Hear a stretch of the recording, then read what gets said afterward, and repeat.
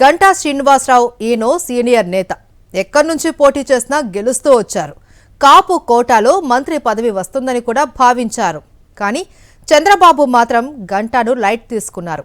అలా గెలిచిన ప్రభుత్వంలో కీలకంగా వ్యవహరించలేకపోతున్నారు గంటా. ఇదిలా ఉంటే ఇప్పుడు ఈ నేతను కొత్త తలనొప్పులు వెంటాడుతున్నాయట.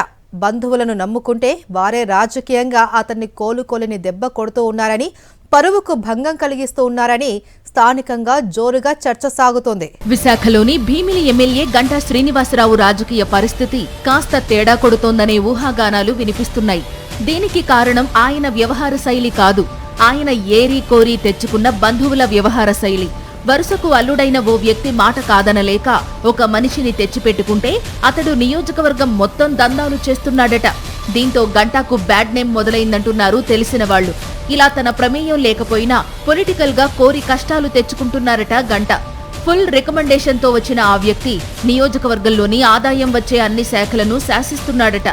భీమిలి, ఆనందపురం, పద్మనాభం వంటి ప్రాంతాల్లో సదరు వ్యక్తి చేస్తున్న భూదందాలు అన్నీ ఇన్నీ కావంటున్నారు స్థానికులు. ఇప్పటికే ఆనందపురం మండలంలోని సొంట్యాం గ్రామ పరిధిలో ఉన్న ప్రభుత్వ భూములు స్వాహా చేసేందుకు వేసిన స్కెచ్లో ఇతగాడిదే కీలక పాత్ర అని అంతా భావిస్తున్నారు.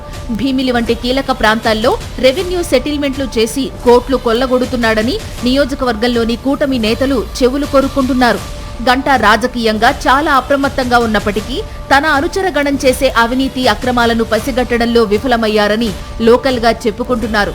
అల్లుడు నియమించిన మనిషిని ఏమీ అనలేక, వరుసకు అల్లుడయ్యే వ్యక్తిని మందలించలేక సైలెంట్ అయ్యారట గంటా. ఇతగాడి వ్యవహారంపై పోలీసు నిఘా వర్గాలు గట్టిగా దృష్టి పెట్టినట్లు సమాచారం.